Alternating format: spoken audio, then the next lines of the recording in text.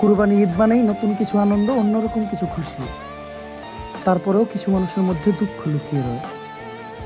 কেউ খুশি হয় বাবার সাথে হাটে যাবে ভেবে, আর কেউ এটা ভেবে দুঃখ পায় বাবা থাকলে আমিও বাবার সাথে হাটে যেতাম মনে হয়।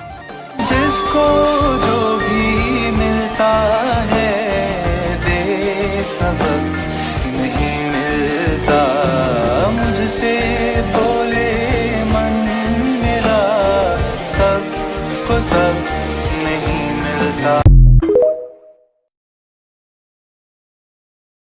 আমার কিছু বন্ধু বান্ধব এত সুন্দর লজিক দিয়ে মিথ্যা কথা বলে, মাঝে মধ্যে আমার মনে হয় ওদের কথা যদি বিশ্বাস না করি তাইলে আমার পাপ হইব।